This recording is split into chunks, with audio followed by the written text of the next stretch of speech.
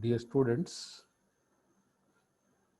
in this session, we are going to discuss about basic IO operations.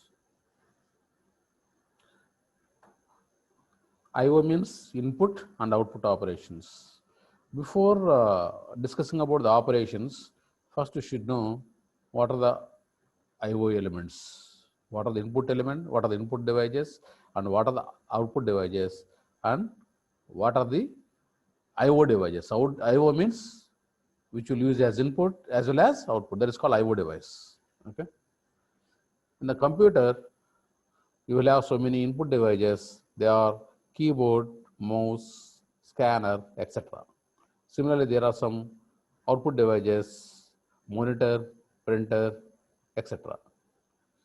In the input devices, whatever I have listed, in those, keyboard is the standard input device. Keyboard is the standard input device. Standard input device is only one. There are so many input devices.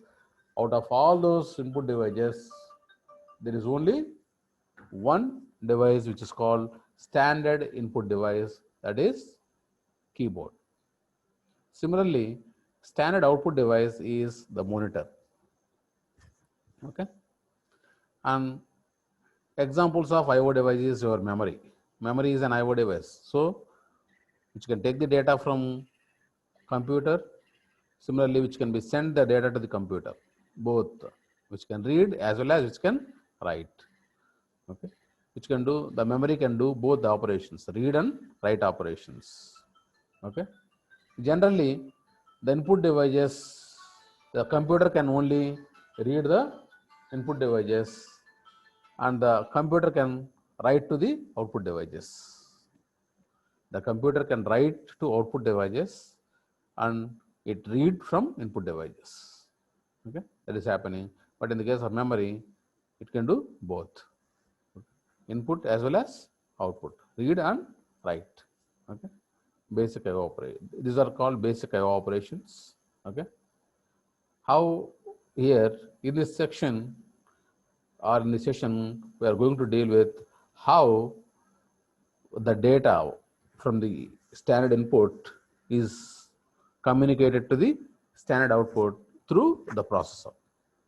Okay, directly it cannot do. There is whenever you type a character, okay, that is to be displayed onto the screen, onto the monitor. Whenever you type a character on a stand input device, the same thing is appearing on the same character appears on standard output device. So how it happens, how it is happening, that is we are going to discuss it here. Okay, so this is the basic IO structure. Okay, there is a bus. Okay, there is a bus. This is called data bus. This data bus and address bus is connected to processors. This is input devices. This is output. This is standard input device. This is standard output device. Okay, here I have given three devices. One is CPU, that is processor. Okay, another one is keyboard, another one is display. Keyboard is the standard input device, display is the standard output device. How the data, whatever they are going to enter in the standard input device is to be transferred to display, that is standard output device. Okay, with the help of processor, how it is to be doing, how it is to be processed. That's what we are going to discuss it here. Okay, here these are the whatever the bus here it is given as, it is data bus, okay, address bus and control bus. These three are connected to processor as well as input as well as output. Here in this, one concept is program control IO, program controlled IO. Okay, one of the concept used, okay, to connect the input device and output device through CPU is called program controlled IO. Okay, in this program controlled IO, what happening is there is a program, there is a program or there is a routine which is running continuously, which is running continuously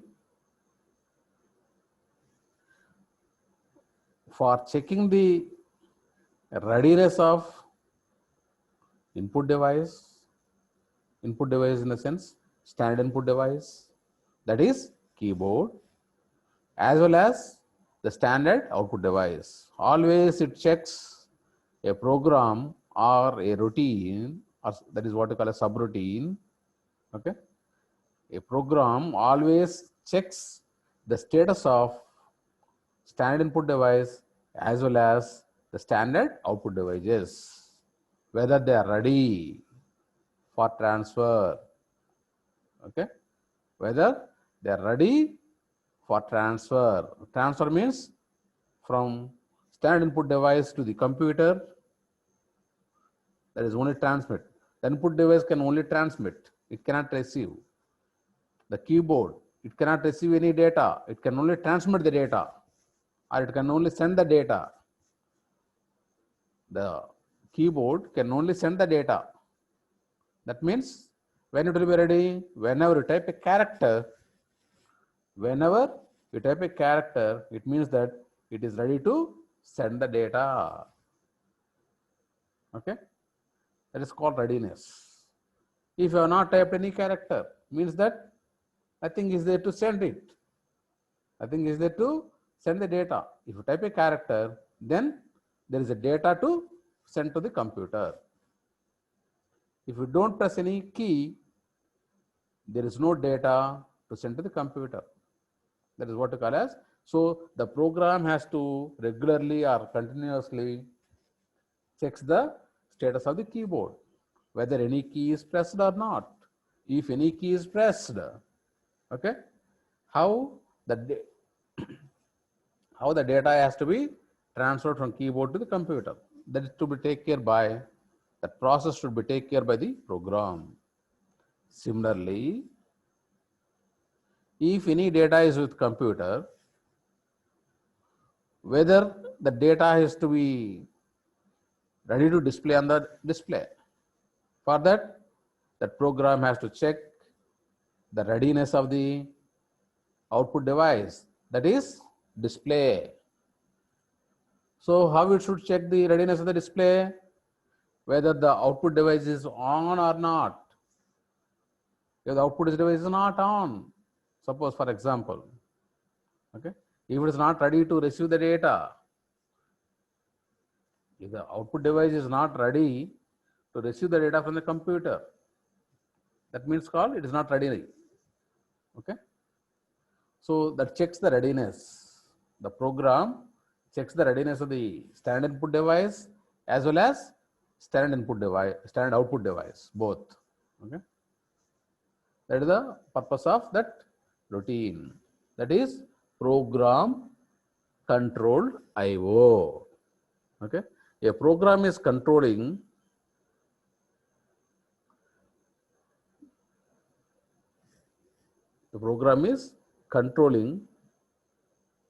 the input and data output transfer, that is by watching the status of both the device. That is called program controlled I/O.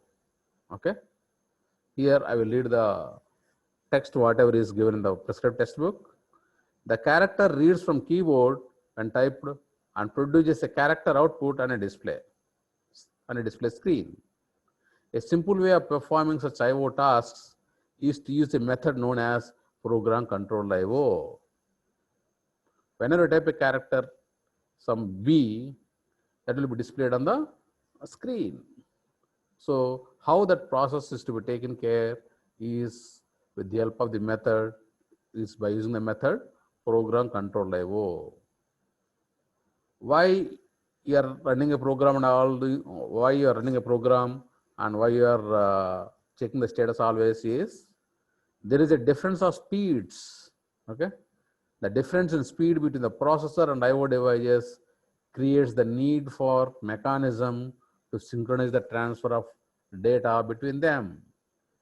It means that the speed of the computer or CPU and the speed of input device or output device are highly varied. Varied means it is very, that there is a lot of change, there is a lot of speed difference.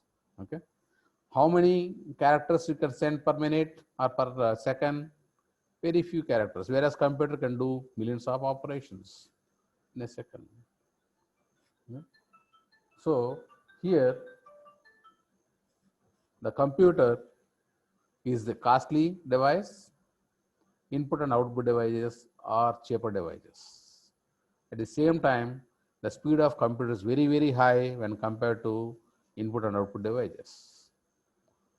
So here in this case, always the program is running, the program is checking the status of input device and output device, okay, for transferring the data to the computer and from computer to the screen, okay. So it becomes a tedious process.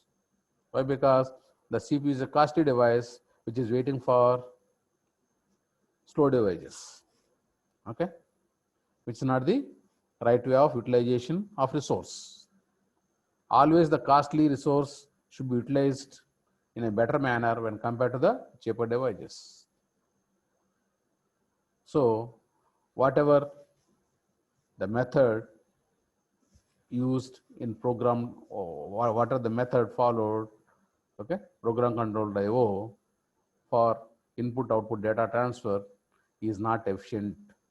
Why? Because most of the CPU time is wasted. Why? Because always it is waiting for whether the input is ready or output is ready, okay.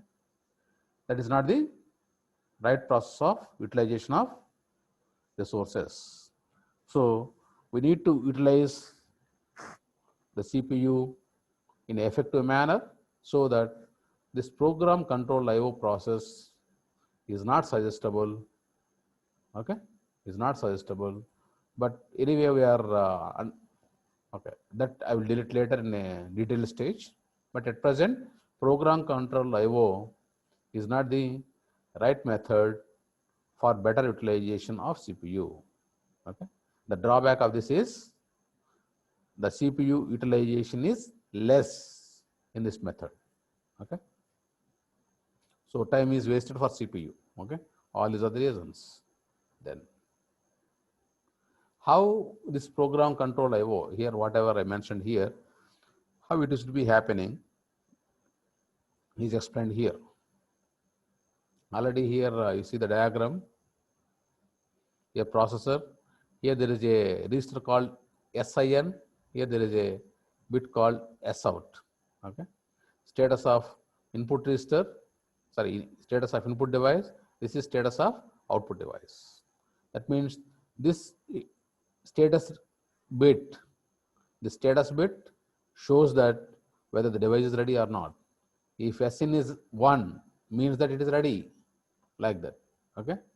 This bit shows whether it is ready or not.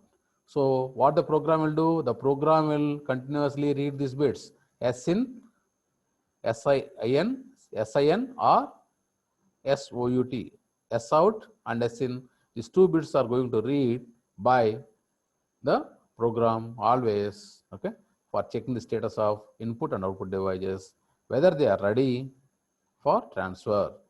Okay, that is to be explained here.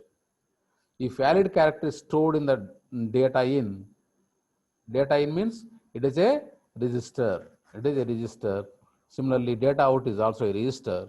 These two are the buffer registers of those standard input device and standard output device. When I type character some D, suppose I type a character D, the corresponding ASCII code is stored in data in. Whenever I type a character D on the keyboard, whenever I type a character D on the keyboard, its ASCII code is to be stored in data in register, that is buffer register. Okay. Similarly, before displaying the key or whatever text on the screen, okay, that is to be stored in data out. Once it is placed in data out, then only it will be displayed. Okay, that is happening in this case. The character reads from keyboard, this one here. If valid character is stored in data in, then Sn is equal to 1. Okay. When Sn is equal to 1, it means that the input device is ready to transfer the data. Okay. When program monitors means when the subroutine checks, okay, if Sn is equal to 1, the processor reads the contents of data in. Okay, is it clear or not? When Sn is equal to 1, then only the program understood that the input device is ready to transfer the data. Then whatever the data is there in data in, that is to be transferred to the computer. Okay. When character is transferred to, when the data in data in, is to be transferred to computer, immediately the Sn will become 0 automatically. Whenever the content in data in is moved to computer, immediately the Sn will become 0. That means it is not ready to transfer further data. That means what is the data? It is there, that is transmitted. So again, whenever you type a next character, then only Sn will become 1 and the corresponding data, corresponding ASCII code of the key is stored in data in. Okay, is it clear or not? Here, read wait. Okay, read wait. This is the only algorithm. Read wait. Branch to read wait if Sin is equal to 0. Okay, if that means you are in the loop always. You are in this loop always if Sn is equal to 0. If Sn is equal to 1, Sn is equal to 1. If the status bit is 1, then only you take the input from data into and store it in R1. That R1 is a CPU register. Okay. This is read operation. Similarly, write operation also. Okay. Same thing. If S out is equal to 1, the display is ready to receive a character. When S out is equal to 1, the display is ready to receive a character. From where it will receive a character? From the CPU. And when program monitors, program means that whatever I told routine, in program controlled IO, there is a program. Whenever that program identifies S out is equal to 1, monitors means here this monitor is not, it is not the output of it. This monitors means checks here. The meaning of this monitor is checks. Okay. When the program checks S out is equal to 1, okay, the processor transfers a character code to data out and S out is cleared. Whenever the data is transferred from CPU to the data out buffer is in the output device, then automatically S out will become 0. Okay, S out will become 0. This is the algorithm for this. So whenever S out is equal to 0, always it is to be in the loop. Whenever S out will become 1, then only the output from R1 to data out. That means R1 content is to be moved to data out. Data out is a buffer or register in display or output device. That is happening. This is basic read operation. This is basic write operation. Okay, write operation is on display, read operation is on keyboard. Okay, then this is what basic IO operations, that is basic read operation and basic write operation. In this basic read and basic write operations using programmed IO control, already told that there is a drawback. The drawback is CPU utilization is less. CPU utilization is less, that is the drawback. Because of the drawback, okay, we are going to move to the other topics, that is called interrupt driven IO. This is the alternative method.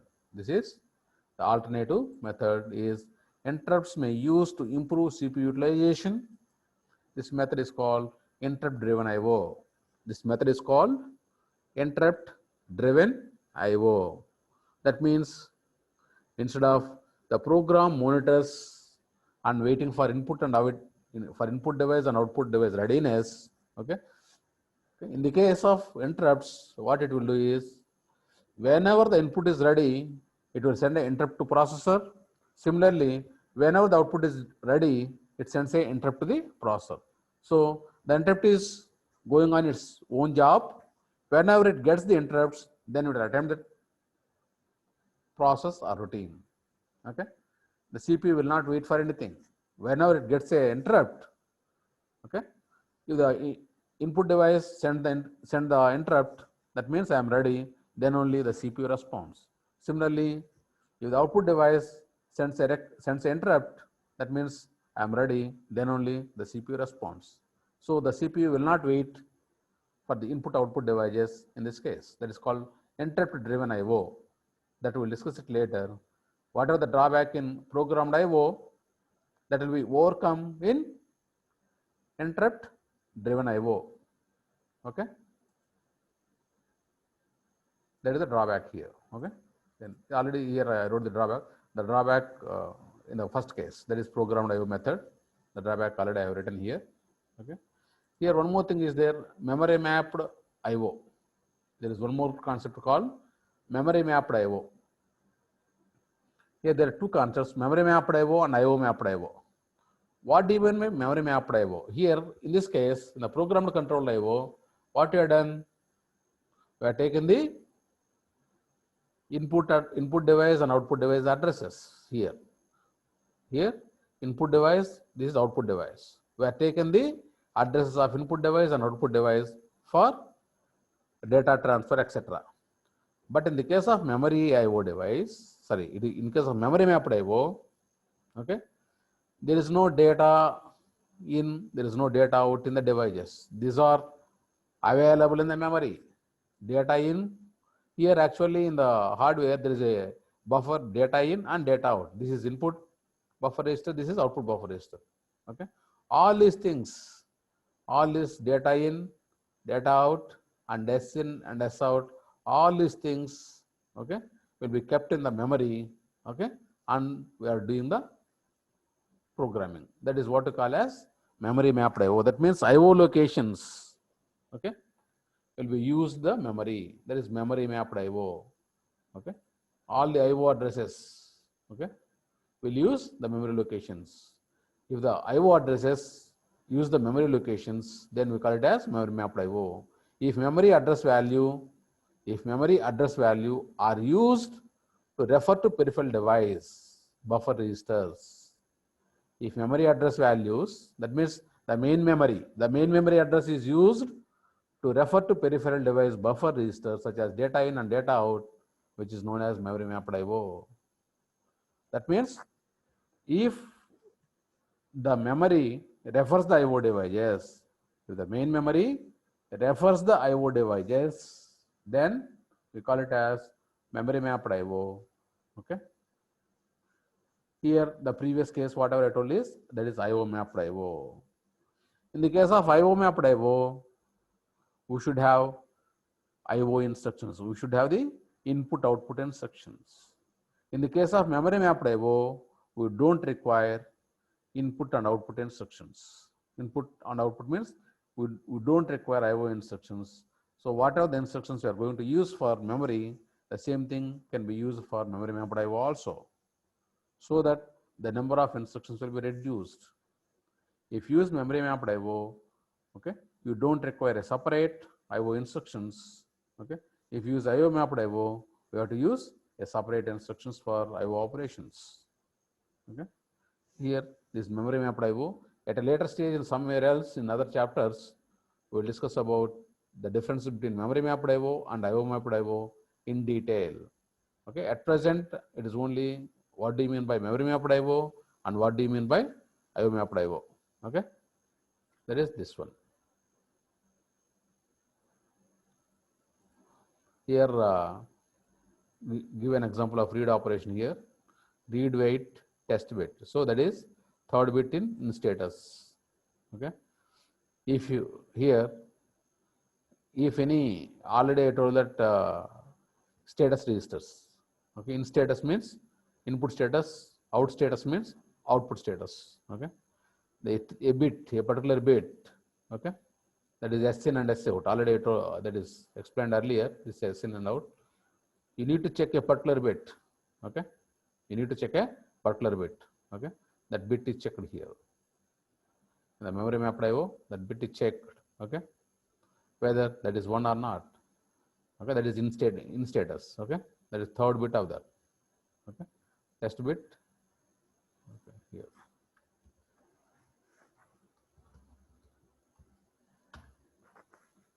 Test bit. That is the third bit of this register. The third bit of this register, you check it. If it is 1, okay. If it is 1, you go to this. Then it is, you check that bit. Okay. If it is 0, if that bit is 0, you should be in the loop. If that bit is 1, so what you do?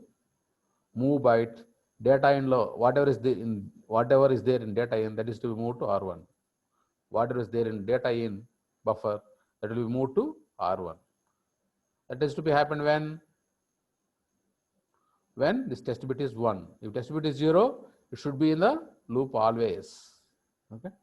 It has to wait till it becomes 1. The test bit is 1. That is third bit of this register. Then only you can do this. That is the meaning of this one. Already I told the program IO, this is the program. This is the program in program IO, okay, to check the status. Similarly for write also. Same. Third bit in out status. Same thing. If it is 1, then only you can do this. That means whatever is there in R1, okay, that is to be stored onto the display buffer. Okay. These two are the program used in program IO mechanism. The alternative of this is interrupt IO. That we will discuss it in a later stage. Why? Because, okay, in the second unit, only this is the content you need to refer. Okay. Other mechanisms we will deal in the IO chapter, input output device chapter.